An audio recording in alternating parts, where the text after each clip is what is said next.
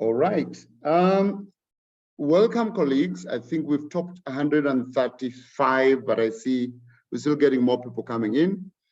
And I would like to welcome you to this session, which is hosted by the Coalition of Partnerships for UHC and Global Health. And it's a coalition of many UHC global health organizations, including UHC 2030 and, of course, Top TV Movement, PMNCH, NCD Alliance, and others. And it is hosting this session as part of the preparation towards the UN high-level meeting on health that's happening in September. I am your host today. My name is Dr. Githinji Gitahi, formerly co-chair of UHC 2030. My day job is that I'm the Group CEO for Amref Health Africa. I hold a few other roles, but we'll not go into that now. Just to once again welcome all of you, to say that the session you're joining today is a session on getting ready for the 2023 multi-stakeholder hearing on health. And it will be explained a little more as we go along. And today's session is really dealing with logistics and process. You can put your Q&A on the Q&A section. The questions will be answered. We have a Q&A session at the end of at the top of the conversations. We will have a panel, a panel that's going to first brief us, and then we can go to the Q&A. Please note that this session is on logistics and process. On 30th of this month, there will be another session, which is going to be dealing with the substance and the preparation. Largely because then we have to prepare for all the input from everybody else and then bring that to you on 30th March, and then we can engage in that substance. And that will be in good time for the PGA consultations, which should happen before June. So we are glad you could join us. There is translation to French and Spanish, so feel free to go down there where you have interpretation and pick your language of choice. Good. So I am now going to go ahead and invite our first speaker. And the first speaker is none other than someone who is very well known to us, co-chair UHC 2030 Steering Committee, Gabriela Cuevas. So Gabriela, over to you for your 5 minutes of your opening remarks. Thank you. Thank you very much, Githinji. It's always great to coincide with you. Thank you very much to all for joining us. Hello. Good morning, good afternoon, good evening, depending on the place that you're seeing this webinar. I am Gabriela Cuevas, co-chair of the UHC 2030 Steering Committee and one of the principal group members of the Coalition of Partnerships for UHC and Global Health. Thank you all for joining us for the first of two briefing sessions hosted by the Coalition of Partnerships, which unites health leaders and advocates in a common goal to align advocacy and accountability efforts to achieve UHC and advance the SDGs. The session today will focus on the logistics and process, registration for the multi-stakeholder hearing, and visa applications, and will be recorded and posted on the Coalition webpage for your reference. And of course, if you want to share it, you are more than welcome. This September, at the United Nations General Assembly, we face a unique situation with the high-level meetings on pandemic preparedness and response, universal health coverage, and tuberculosis, being back-to-back on September 20, 21, and 22, respectively, and the SDG Summit taking place as well. So we are going to be talking a lot about health, and that's a unique opportunity to change the world, to bring amazing results and change people's lives. Therefore, the multi-stakeholder hearing will take place on May 8 and 9, ahead of the high-level meetings, will be a unique opportunity to call for renewed action on SDG 3. Currently, at least half of the world's population lacks access to essential health services. Each year, nearly 70 million people are pushed into extreme poverty after paying the cost of services out of their own pockets. Additionally, combating infectious diseases like tuberculosis and those with pandemic potential that will emerge in the future is done through the same health system. Universal health coverage and health security are two intertwined goals. During the multi-stakeholder hearing, we must highlight the dire need for synergies across health agendas. At the high-level meetings, in the political declaration, we need member states to make actionable commitments to reach all groups in society at risk of being neglected, address the global shortfall of 50 million health workers, and ensure women's representation in health, and of course, in political leadership. We will only make progress on SDG 3 if we work collectively to build and strengthen equitable, resilient health systems that deliver for all people. We must hold our governments accountable to doing so.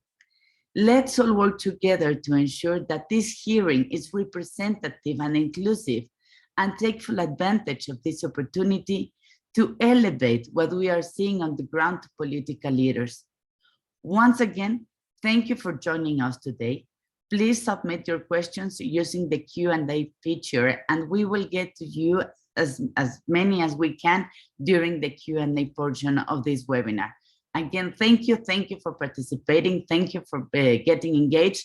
And we look forward to see you soon at the hearings, and of course, during all this very interesting and of course, again, a unique opportunity process that we are going to live this year.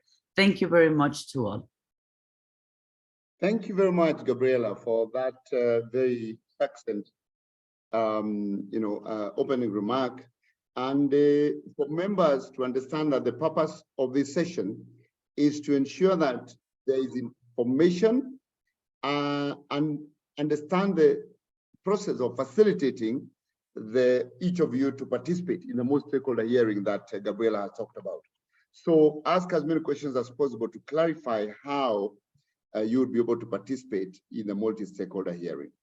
I would now like to invite Akihito Watabe from UHC 2030 to generally talk about the multi-stakeholder hearing preparation and process. And over to you, Akihito.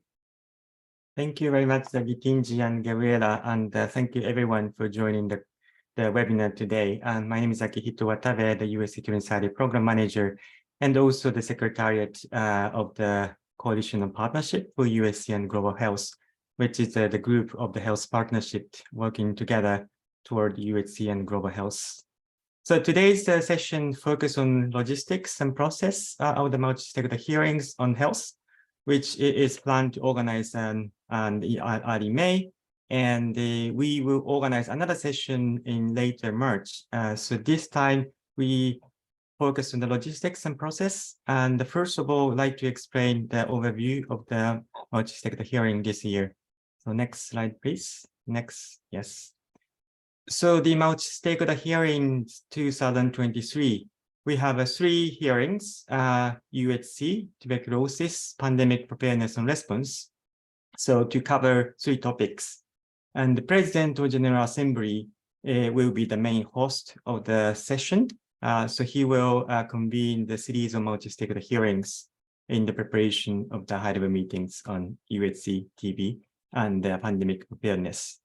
So these hearings provide an opportunity for all relevant stakeholders to contribute to ongoing preparatory process for the high-level meetings, especially outcomes of the political outcome of the high-level meeting, which is the political declarations on the TB, UHC, and PPR, and especially focusing on the current status and efforts and the top priority and needs to accelerate the response on these topics.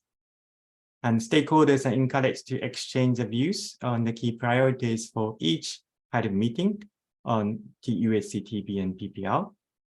And also this is important for the participants to especially those who experience and share best practices on the ground, and highlighting the special challenges that faced by the civil society, other stakeholders working in the field, and also needs for the stronger accountability at all levels. So we really wanted to hear from you, those who are working on the ground, and share your challenges and experience in the hearing. So this is a place for you. Next slide, please. So the multi-stakeholder hearings this year will be 8 and 9 May 2023, Monday to Tuesday, at the United Nations headquarters, New York, United States. So one of the UN conference room will be used for the 3 hearings all together. And it's going to be back-to-back the hearings. And the summary of the document, a summary of the discussion will be summarized by the President of the General Assembly and circulated to all member states and the stakeholders for their consideration to prepare the zero draft of the declaration and also the negotiation for the outcome of the meeting. So each session, which means the USCTB PPL interactive hearing, will be divided into one opening segment with 2 interactive panel discussions and a closing segment. So half day means usually UN time slot, which is 3 hours to cover one topic. And all relevant stakeholders are encouraged to participate in any or all of the hearings. So, which means that also you can register and participate all sessions depending on the availability and the capacity of the venue. So you can select the preference in the registration. And the 2 panels in each hearing will feature introductory statements by the panelists with a mix of the different stakeholders, and followed by interactive segments, which includes the interventions and questions from the floor. And all the guiding questions for each thematic panel will be available on the PGA's website very soon.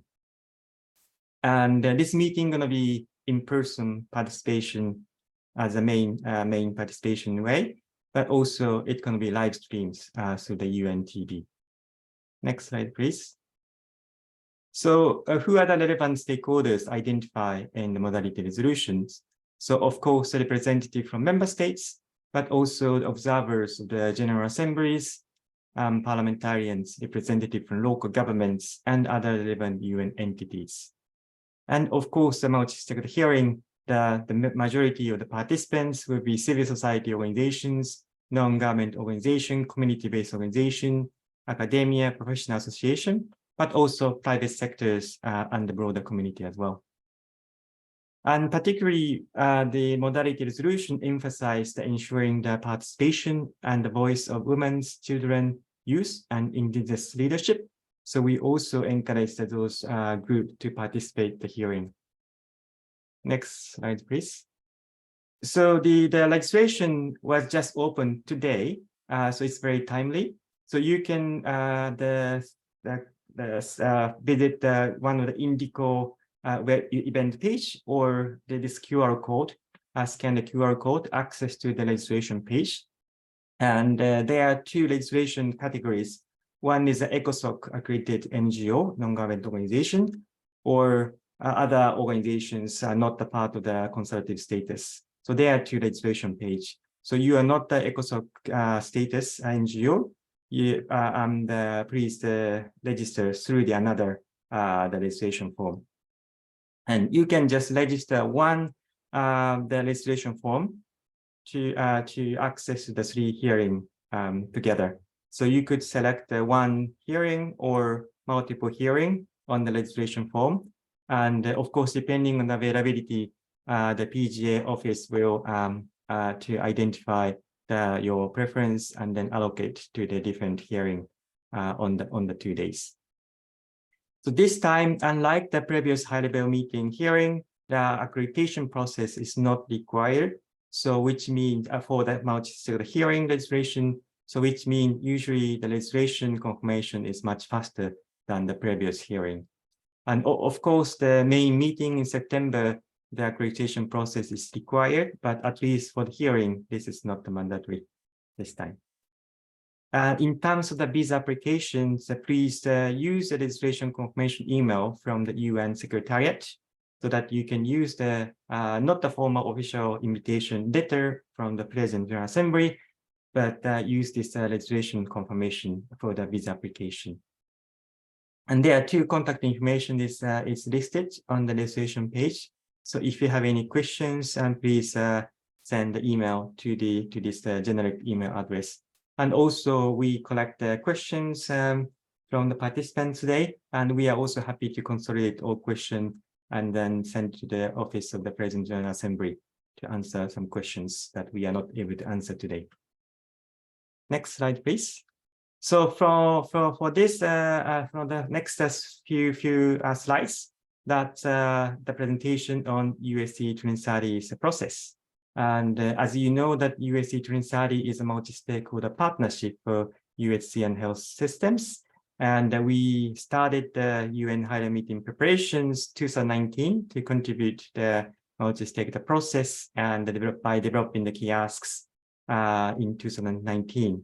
And this time we also prepared some support for the PGA to make sure the multi-stakeholder engagement in this process. Next slide, please. So the USC 2030 resource for the multi-stakeholder hearing and also higher meeting this year include the 2-page message sheet to explain what is UHC and very basics information, but also a connection of the UHC health security PPR agenda, which is also important in the discussion this year. And also some social media messages that you can use as part of the campaign. And also we have identified several action steps to contribute the higher meeting preparation. And we are also working with the multi-stakeholder task force to finalize the action agenda from the USC movement, which is available on 27 March, including the social media campaign toolkits. And you can visit our website /UNHLM 2023, and all information around the UHC higher meeting will be available on this website. Next slide, please. So our process started 2022 UHC Day, December 12th, to start up our expectation to the higher meeting on UHC, and also started the public consultation to prepare the action agenda as a recommendation to the head of states to prepare the zero draft of the political declaration. We have already completed the public consultation and now finalizing the action agenda, which will be available on 27 March. So the next briefing session, we are going to present our action agenda. And in early April, we also planned the World Health Workers Week to highlight the importance of the health workforce to contribute to the UHC agenda. And then the multi-stakeholder hearing, that's 8-9 May, which is also important opportunity for us to mobilize the different stakeholders to use the action agenda to provide recommendations to the head of states. And World Health Assembly is also the important milestone to the member states, especially health ministers, to identify their recommendations as part of the World Health Assembly resolution on the UN higher meeting preparation. And we expect after the World Health Assembly to have the sort of the zero draft for negotiations among the member states in New York. So once we start the negotiations, we are planning to have some campaigns to mobilize our messages and then make sure that we have an ambitious political declaration on September 21st. So the meeting, higher meeting itself will be 21st September on USC, and the PPL is 20 September, and TV gonna be 22nd September. Next slide, please. So we're gonna explain this in more detail in the next session, but we have a draft action agenda. We have identified 8 action areas. Most of them are very similar grouping from the previous kiosks, UHC kiosks, but we have now the gender equality and also the link to the health security as part of our action agenda. And this action agenda includes the recommendations and also milestones for the consideration of the member states. Next slide, please. So this is for the last slide. So we are planning to organize a session after on 30 March. So more substantial presentation we are happy to explain in the next session. So thank you very much.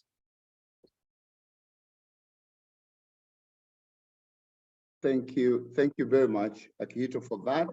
And I see the questions are already coming in, and there are several questions. You can have a look at the Q&A, and you can get ready for some of them. But before we get to the questions, I would now like to request or to call upon Suvanand Sahu, who is the Deputy Executive Director at the Stop TB Partnership, to also summarize how the process is going for the TB community. Over to you, Suvanand. Thank you, Gitinji. Good morning, good afternoon, good evening. Let me just quickly brief you about what we are doing for the TB UNHLM. As Akihito said, the date for the actual UNHLM in the UNGA is now scheduled for TB on 22nd of September. And there is a very good guidance now in the form of the modalities document, which is now endorsed. So we are now much more clearer than maybe a week ago. The format of the actual meeting will be something I'll just quickly mention, because we have to reflect that in the multi-stakeholder hearing. There will be an opening segment, a plenary segment for general discussion, 2 multi-stakeholder panels, and a brief closing section. There is also a name of the meeting. Now, coming quickly to what we are doing, and then I will focus a little bit on the multi-stakeholder hearing. First, we have in the month of March, from 24th to 26th of March, the Stop TB board meeting happening in India. Along with that, a high-level meeting, very likely to be addressed by Prime Minister Modi. This is a meeting where UNHLM will also be discussed. It is on our board agenda. Our board has all the different constituencies, including communities, civil society, private sector, academia, all of them, which are very relevant for the multi-stakeholder hearings that we will have in May. So that meeting is an important milestone for us. The second thing I would like to mention is we are doing a lot of activities to unite all partners. There are several partners in TB. We are doing some activities to unite all of them. And one important thing that we are doing to unite them is, what are the asks, the key asks for the UNHLM? Because as you all know, the speakers will speak, but what remains as the political declaration, that will be there for further advocacy and accountability. So we are developing a key ask document with 6 key asks. I think we had also invited the UHC team to be part of it. And I will not go into the detail of it, but soon this will be available in a public, in the public domain. We are doing some more consultation because this has to be an inclusive document. So that's the key ask that will unite all the partners. We are also doing some activities to unite partners to take action. For example, we wrote a letter to the co-facilitators with 1,044 signatures, very quickly done, which actually helped in getting through the modalities document for TB, faster than it would have been otherwise. We are also keeping the partners briefed. We put out news alerts from time to time. And I encourage you to go to the stoptb.org site and subscribe to our news alert. Within this week, I think we have sent out 2 news alerts, including the details about registration that went out today. From Stop TB Partnership, we did a process to establish a platform for civil society and affected communities. That platform is, the secretariat of that is GFAN, the GFAN group, and they have plans to do a lot of advocacy work and coordination work to get all the different voices and different diversity in the TB world come onto this platform, and they will be also present in the multi-stakeholder hearing. We also have noting the different stakeholders that will be invited for the multi-stakeholder hearing. For example, we have parliamentarians there. So we have a group called TB Caucus that works within parliamentarians. Just this week, we briefed them in a meeting about the UN HLM and also the multi-stakeholder hearing. So we will for sure have that group also involved in this hearing. We are also providing some support to the co-facilitators whenever they need some help, and we will be also engaging with countries. We have a plan to engage with the high TB burden countries and some of the important donor countries for TB with their capitals to ensure that the heads of states are committed to come to the actual UN high-level meeting, and also that their missions in New York are actively engaging in the negotiation of the draft political declaration. Now, coming to the multi-stakeholder hearing, a little bit about the logistics of it. The dates were known quite recently, so things are evolving. But we have let our constituencies know, the board constituencies on the key affected community, the NGO constituencies, the private sector and all, we have mobilized them. The TB affected community constituency, we will be able to fund them. Some others, they will fund themselves, but we are mobilizing all of them to participate, to get registered and participate in the hearing. On the content of the hearing, if we understand correctly, and this will evolve and we will need more discussion with the UHC group as well, there are 4 half-day sessions. So if you understand correctly, there are 3 UN high-level meetings. Each one should be having 1 half-day session, and that's how we are planning for TB. But then the 4th one, we should have all 3 represented on the 4th session, and we need to coordinate and see how that happens. We have been very inclusive in the process. We are working closely with WHO and many other partners to support this multi-stakeholder hearing. We would like to also engage more with the UHC group and the PPR group, but we wanted to highlight that this is we see this as a one separate UNHLM on TB with a separate political declaration. Of course, we have to coordinate, and the multi-stakeholder hearing is a good opportunity for us to coordinate because 2 days, 3 meetings. So I would stop there. Thank you for the opportunity. Thank you. Thank you very much for that summary. Subhanand, there is a lot that needs to be considered by the other platforms that you've raised questions on, how to coordinate. And I guess this is the purpose of this coalition for UHC and global health, so that we can coordinate for a better health high-level meeting. So thank you for that. Now, we will go straight to a few questions. I see, and thanks to the panelists, because I've seen a lot of them are being answered. Thank you, Gabriela. Thank you, Leticia, because I've seen you answer very many of the questions.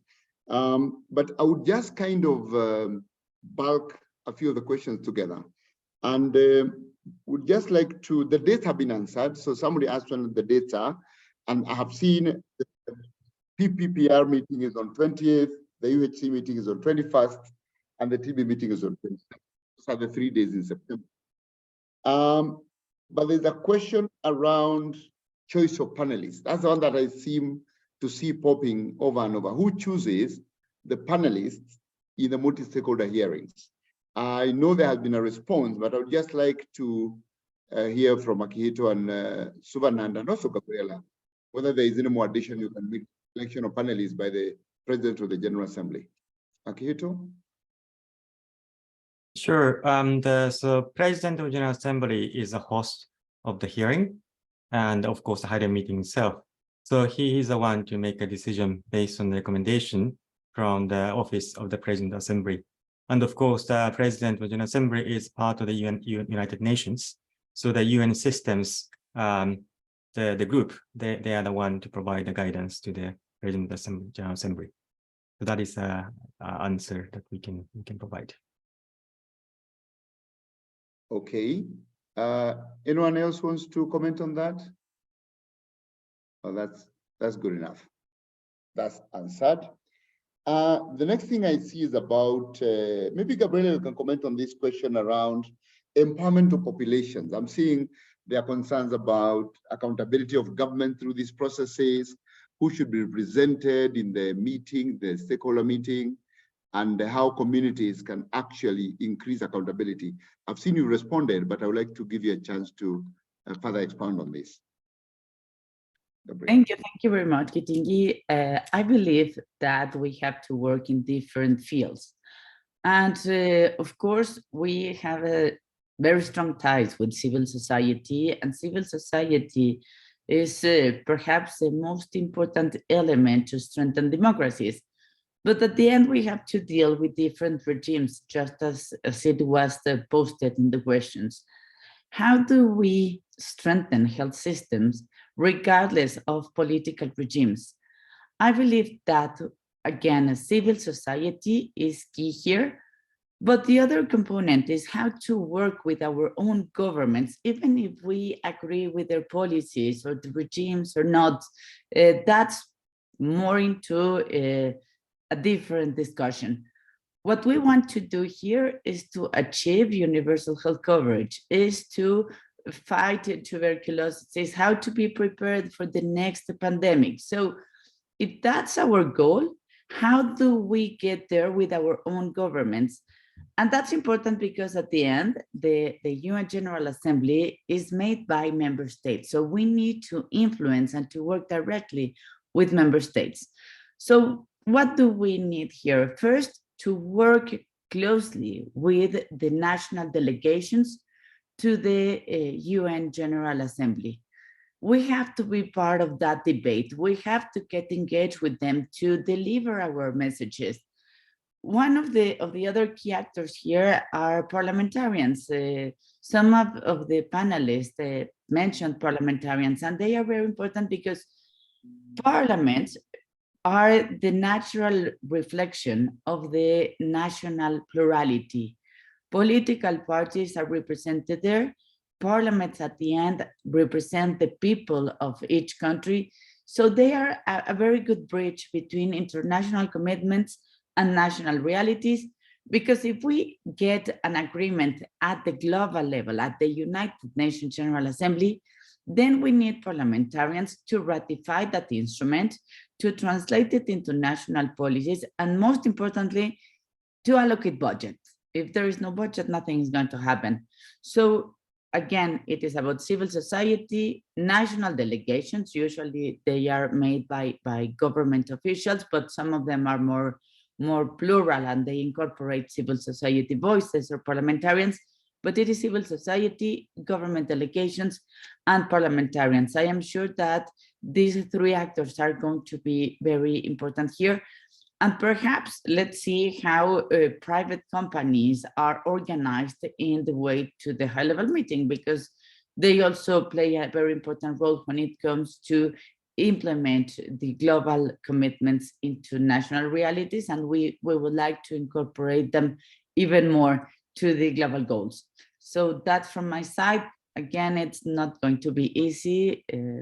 Please don't take that for granted. It's something that has to be built, but I trust that parliamentarians are willing to listen and to act. I worked with them for several years, and I am sure that most governments, regardless of political affiliation or a political regime, we understand now more than ever that health is a need. Health is an investment. Health is about taking care of our own people. So knock the doors, and I'm sure that you're going to receive a lot of positive answers. Thank you very much, Gabriela. I am seeing quite a few questions here, and some of them are procedural. So I would like to ask the procedural one. One is obviously the issue of sign language. So maybe Akito or any of the panelists can comment on whether sign language will be provided for those who are doing live streaming.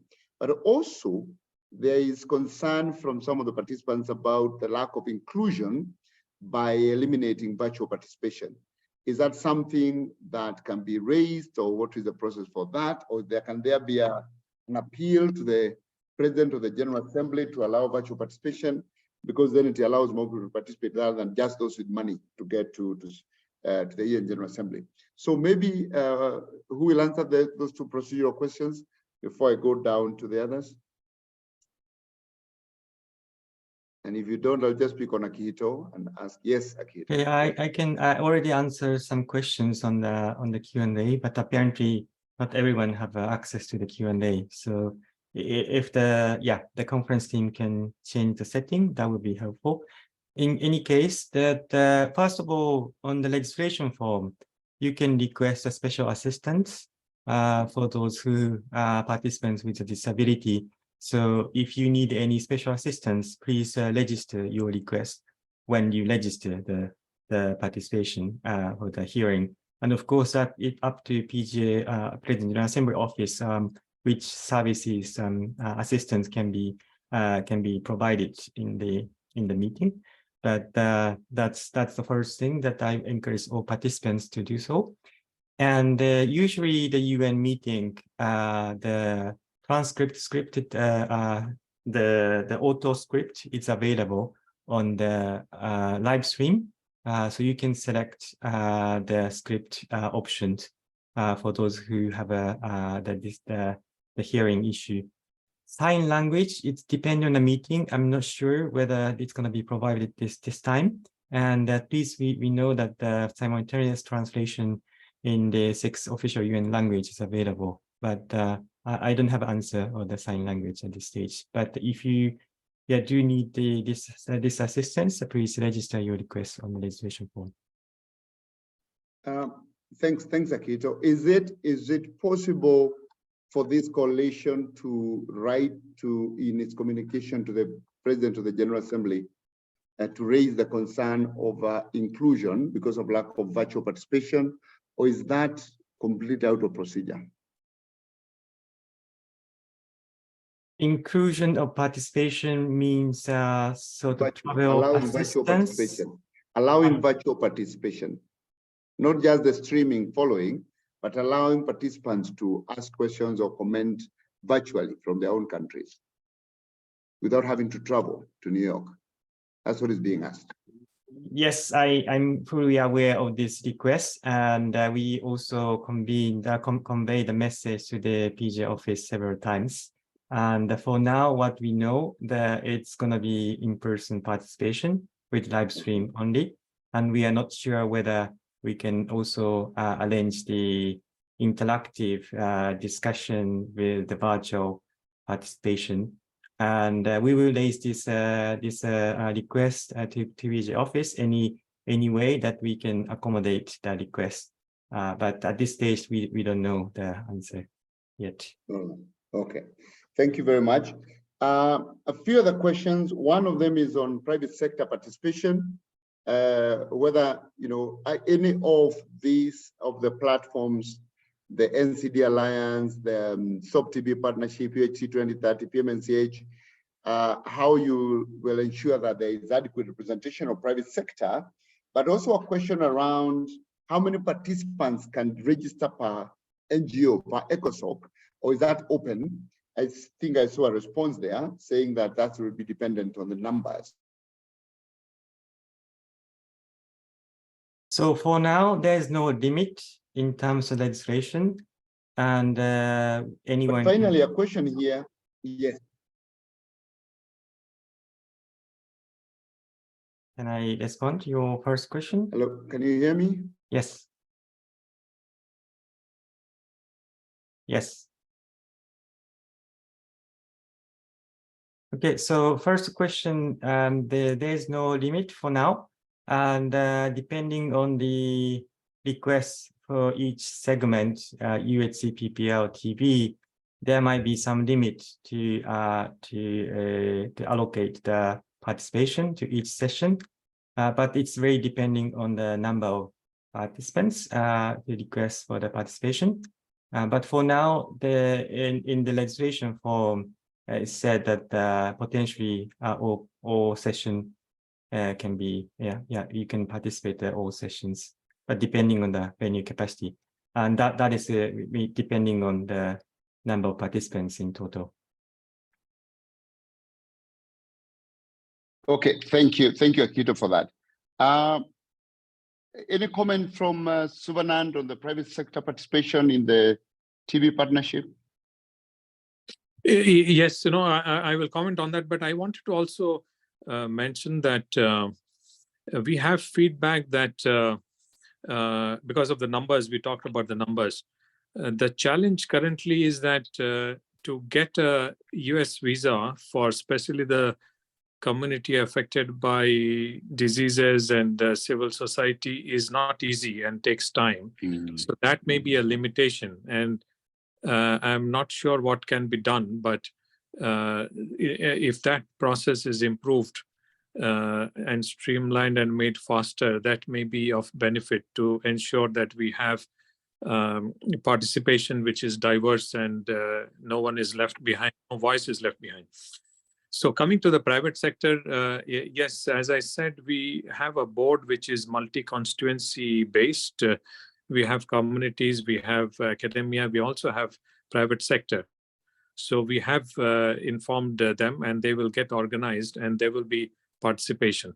I must also highlight here that there is, I think the question was related to private sector industry, but besides the private sector industry, there are also groups that have an important role to play. For example, we often do not recognize the role of the private health system. In TB, we know that many people, including the poor in TB high burden countries, prefer to go to the private health system rather to the public. So it will be also good to have the voices of the private health system, the care providers, and therefore we will also be working on how to ensure that they can also come to the hearing. Over. Thank you very much. So I'm hearing here to the coalition that there is need for us, hearing from the stakeholders here, there is need for us to register our need for inclusion, especially even considering what Suvanand has said about visa system. And there is need to write to the President of the General Assembly, of course, following the necessary procedure, to indicate that the stakeholders would like the President to consider virtual participation of some panelists or some contributors, so that those who are not able to come but can be given a voice at the same time. I would just like to leave that there, but I see it a lot on the questions. But now moving on to the next question is around the issue of the new declaration, Do you see this as a new declaration or an update of the 2019 declaration? Has there been any indication whether this will be a completely new one or an update of the one of 2019? Akito, because you are involved in the 2019 drafting work, maybe you can answer this one. So this is more substance, but as usually the political declaration is renewed, and of course building on the previous one. So usually, as you may know, the UN resolutions is always reference the previous commitment declaration. So it's going to be building on the previous, because the previous political declaration is still valid, but upgrading or updating to the new context. That is my understanding. Great, thank you very much. And as we come towards the end, I would like to ask each of you, and I know that Katie will come and conclude, so maybe Katie at the same time can comment, but largely this is actually TB and PPR and UHC on side events. Have there been a procedure for side events that people want to host? Anyone to comment on that? The procedure for hosting side events.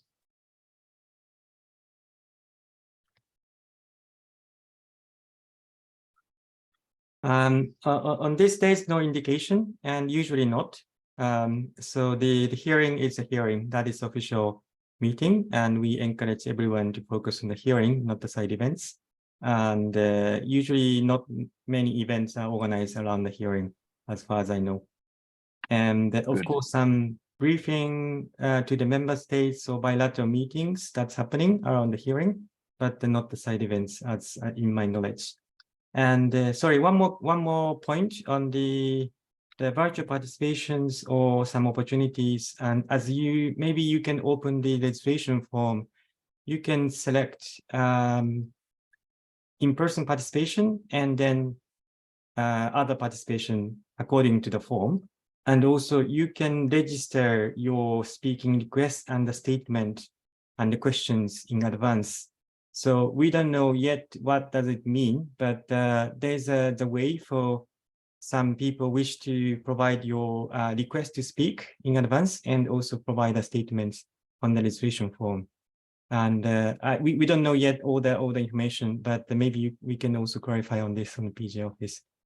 And all the questions we receive will be sent to the PJ office so that we have more clarification on some of the points raised by the participants. Excellent. Thank you very much, Akihito. So I will just ask you the last question, you and Subanand, and then I invite Katie to make some closing remarks. And the question is whether you are aware whether the panels for the multi-stakeholder hearing for each of your platforms have been decided. Have the panelists been decided for the Stop TB multi-stakeholder hearing or for the UHC multi-stakeholder hearing? Each of you can answer that. So, Subanand, I could start with you. I think the answer to that is no, but we know what would be the kind of focus of the panel, and we are working to ensure that we have some diverse perspectives on those topics. In the TB modalities, there are two panels clearly defined in the modalities document for the UNHLM meeting. And we feel that in the hearing, the panels would also be focused on those two thematic areas in tuberculosis. We are yet to decide on the speakers, but we are thinking about it, not yet decided. I just wanted to respond to one other comment about the side event. Usually the side events happen during the actual UNHLM meeting in September, and we need to think about that and what is the process about it. But I think it is a bit early for that, but that's the time the side events have it happen. Thank you. Yeah, I would agree with you. Thanks. Akihito, on the panelists? We don't know yet who are going to be the panelists. And first of all, PGA will announce the program and the key guiding questions first. And then he will identify the relevant speakers based on the guiding questions and topic. And usually sometime April, the PGA will announce the panelists. And also all participants are able to request a speaking opportunity from the floor. That's also selected by the President General Assembly office and then announced before the hearing. That is a procedure based on the experience last time. And for this year, we don't know yet on the details. Thank you very much, Akihito. And I think I will rest the Q&A there. This has been a really good engagement, and I really thank the team for planning this update to all the stakeholders. I would now like to invite Katie Dane. I've not seen you for so long, Katie, so I hope we'll be meeting soon. It's been a year of virtual meetings, so I hope to see you sometime soon, but you have 5 minutes for some concluding remarks. Katie is the CEO of the NCD Alliance. Over to you, Katie. Thanks very much. Thanks very much to UHC 2030 and the Coalition of Partnerships for UHC and Global Health for organising this really useful and informative webinar. I think in terms of closing, it really goes without saying that the 3 health-related high-level meetings happening this year in September are a major opportunity for the global health community. I don't think we've ever seen 3 health-related high-level meetings happening in quick succession at one UNGA. So it's really important that we are preparing, that we're coordinating, that we're collaborating across all of these 3 health-related high-level meetings, because as others have said already, they're completely interlinked. We can't see them as standalone events. We need to be making the synergies and the cross-cutting issues come across very clearly within the proceedings. But I think also just to kind of emphasize that having 3 health-related high-level meetings in quick succession in 1 week is also a challenge, and it's a test for the global health community, right? You know, we saw it in 2018 with the TB and NCD high-level meetings happening at the same time, and it was, you know, there's a challenge there in terms of ensuring that governments have the capacity and time to be negotiating all 3 political declarations over the summer, and that the hearings are all making sense as we've heard today. And I think another point is that, you know, from our experience having been involved in 3 high-level meetings on NCDs over the years, just to really underscore the point that these multi-stakeholder hearings in May are a really important part of the process.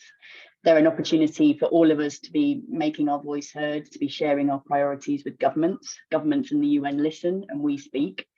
And it really kickstarts the political declaration negotiations because a summary report comes out of these hearings. So everything that is said is key. So I would just end by saying, you know, really encourage everyone to get involved, to be prioritizing these hearings, whether from afar or in person. I think what we've heard today is there's a really critical, important opportunity for to be making the hearings fully inclusive and diverse, that we're getting a whole range of voices of stakeholders speaking, both in terms of the panels, but as well as the statements from the floor. And the other point I want to just make is that, you know, given that the hearings are all half a day each, and then we're ending with one that brings everything together, time is going to be extremely limited. So it's another reason why we all need to be coordinating across the piece to make sure that we're really getting the points heard by governments and that it's really clear. As we've heard earlier, registration is now open, so I'd really encourage everyone on the phone to be promoting and sharing the information that they've heard today with your wider networks so that we're getting the message out to everyone. I'd encourage everyone to keep an eye out for the UHC action agenda that's coming out very soon, 27th of March, as was shared earlier. And just to remind everyone, as was said at the beginning, that there's going to be a second webinar in this series on the 30th of March, which will focus much more on the content, the substance, and the preparation for all of the 3 health hearings. So please do register for that one and pencil it in your diaries. And let me close by thanking Gitinji for our chair today, as well as all of the speakers, and most importantly, everyone for joining and sharing your questions. So thank you, everyone. Thank you very, very much, Katie. And we have actually managed to stay within time, and we look forward to seeing everyone else on the 30th for the next session. We had very good participation today, sometime it topped to 170 plus. And Katie has raised very important points about the focus, the capacity of government. But that also means that Katie is saying that as people who support government, remember we have a role also to support government, is we should go back to our governments and ensure they are fully fitted to actually negotiate with the opinions and the views of the communities. So it's not, and I saw Gabriela's answer earlier, so it's not about us waiting, then telling the government, oh, you didn't do this. With our chance now to go back to our government and say, are you aware there are these 3 being negotiated? What capacity do you have? How do we support you to negotiate? How do we support you to have an engagement in country so that you have a common view as you go? It is our responsibility to ensure we support governments. Next week, we have the Africa Health Agenda International Conference happening in Kigali. And on 7th in the morning at 7 a.m. for any of you who is attending the conference, I'll be chairing actually a consultation on this, exactly this, the UN high-level meeting on health, and what are the key issues that people would like to be raised. I know that UHC 2030 has already done, many of us have already done the stakeholder engagement, but it's important to listen to people, but we'll also be encouraging people throughout the conference to register because now registration is open. So if you're in Kigali next week, join me on 7th at 7 a.m. for breakfast. If you're not, then we'll continue to engage virtually. But thank you very much. Thanks to Gabriela for your opening remarks. Thanks, Akihito, for your summary. Thanks, Suvanand, for your summary from the TV side. Thanks, Katie, for your summary, and for the team that has been supporting, collecting the questions in the background. I thank you most sincerely. And until 30th then, let's continue engaging, and bye-bye. Bye-bye. Thank you very much. Bye. Bye-bye. Bye.